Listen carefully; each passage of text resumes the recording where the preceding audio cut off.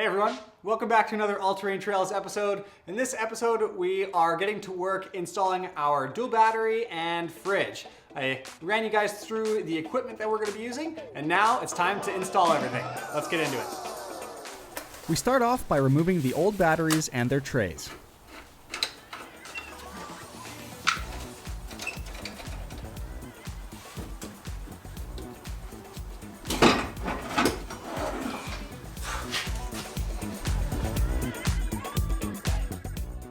We run into a problem almost immediately.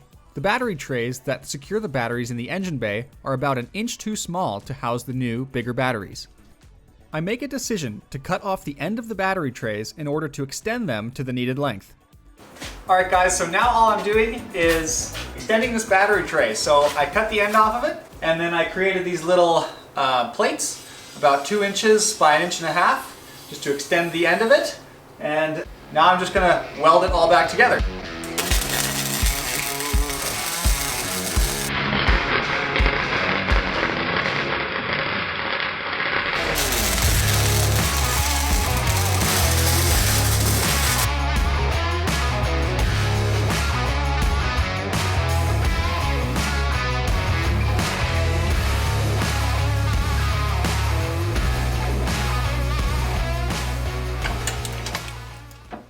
After fabricating bigger trays, we reinstall them in the engine bay. Thankfully, it looks like I measured everything correctly, and our batteries now fit nice and snug.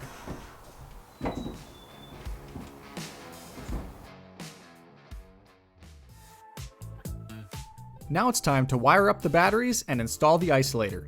We're using 4-gauge copper wire to connect everything together. RedArc recommends using 100 amp fuses to pair with the isolator.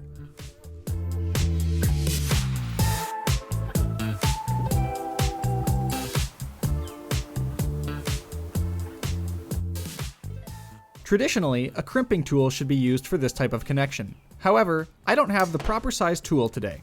With a little Googling, I found out that a set of vice grips will work in a pinch.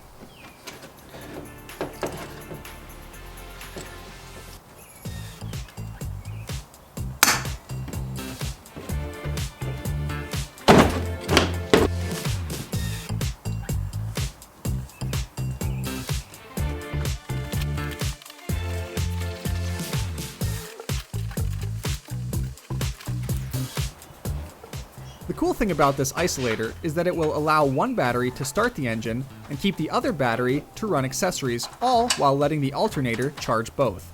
We find a nice home for it in the engine bay. If you're on a budget like we are, or just want a simple dual battery system, the isolator is the best bang for your buck.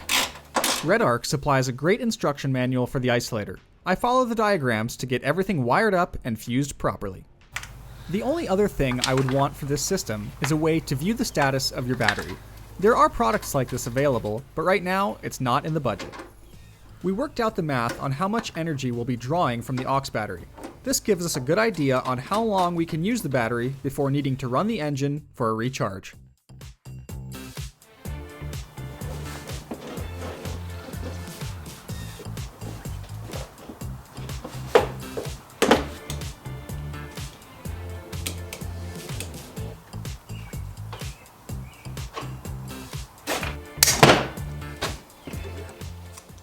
Fusing your system correctly is a must when it comes to electrical installs.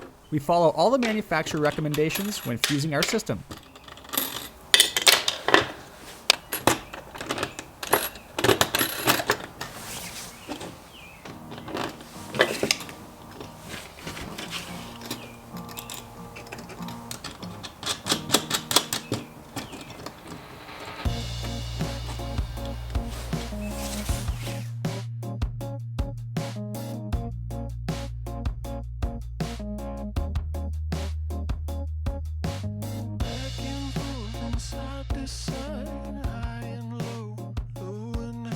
Alright, so big step here. Super happy to have just finished up the 12-volt dual battery system that we're going to be running to power our fridge and other camp accessories, along with starting the old 1HZ engine.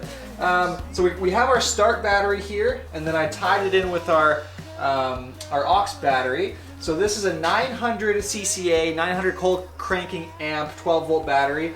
paired with a 120 amp hour deep cycle battery. So this isolator basically splits the two, allowing us to draw power from the aux to the fridge or other accessories and not have any draw off of our battery that starts the engine, which is great to ensure that we always have a fresh battery to start the engine in the morning. That's fantastic. So I'd love to start it up and see how everything works. So let's do it. Let's start it up.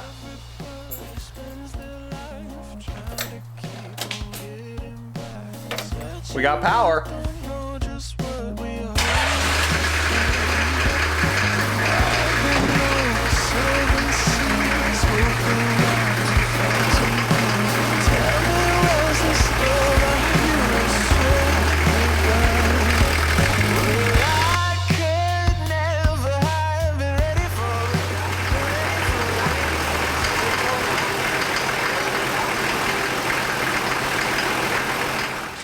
Alright, so now what I've got to do is mount my electrical panel on our wall here.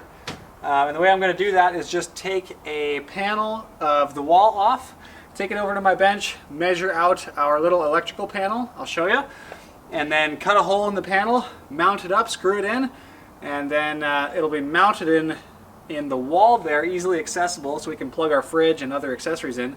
And then behind the wall, I'm going to run some wires and cables to feed electricity to the rear of the vehicle here, and that's how we're going to power our fridge.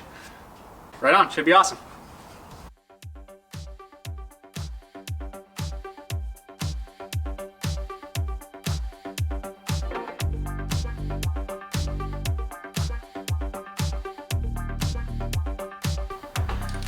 Alright, so it's turning out to be a bit of a late night in the garage, but that's okay because we are getting stuff done here. I cut a hole. What? I cut a hole in my panel here where I'm going to mount the electrical panel, and I'll show you how I kind of did it here. I just have it taped off just to secure it, but basically I cut a hole in the panel. I had to notch out some grooves on the sides because these pieces are kind of rounded and they got in the way a little bit. So I cut a rectangular hole with a few notch outs like that. And now I'm gonna use a more permanent solution than tape to secure it.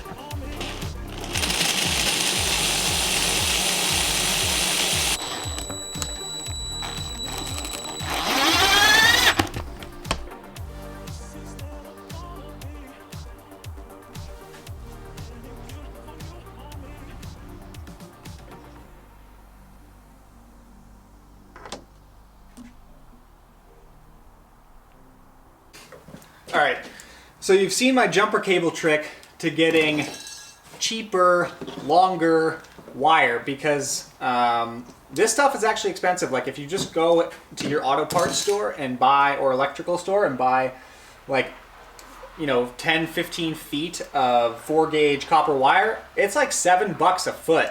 So I went a little bit, I'm on a budget here, so I saved some cost on this wire. So now I snipped my jumper cables. Now I'm gonna feed them through this rubber grommet here, through the firewall into the cab so I can route it back towards the fridge.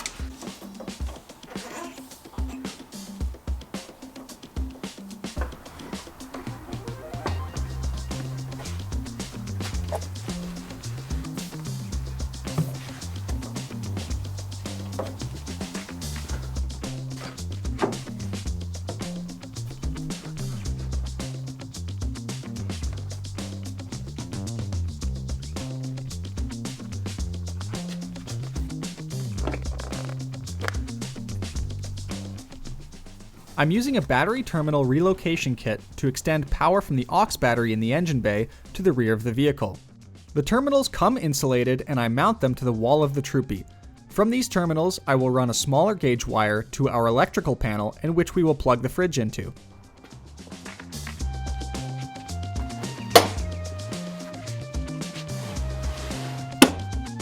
Alright, here goes nothing. I am officially going to connect the rear control panel to our battery and then plug our fridge in. I'm a little nervous. We've put a lot of work in, so let's do it.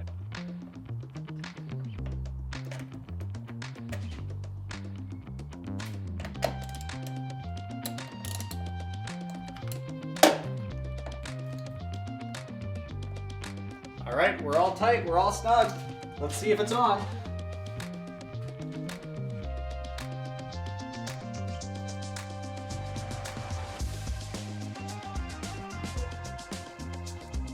That means we have power. First time plugging in the fridge. Oh gosh, I am nervous. I plug here, right to our 12 volt.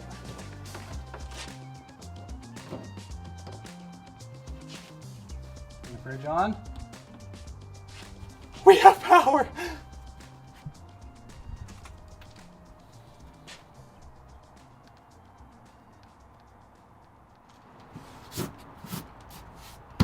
All right, guys, check it out. We got our fridge, we got our countertop, we got our sink, we have our faucet, we have our lighting. It's done. It feels pretty good in here. It feels very homey. Our floor is nice and solid, and I don't really know what else to say other than I'm super excited to have it done, and it was so much fun to do this stuff. Thank you so much for watching this video, and thank you so much for watching the rest of our videos on this whole build and our adventure videos. More on that to come, but this concludes the this segment of the Troopy build. Now it's time to go test it out. So once again, thanks for watching, and we'll catch you in the next episode. For just $3 a month, you can help support the creation of these videos over on our Patreon page. We'll leave a link in the video description. We have some awesome membership benefits. Go ahead and check it out and let us know what you think. Thanks again for watching.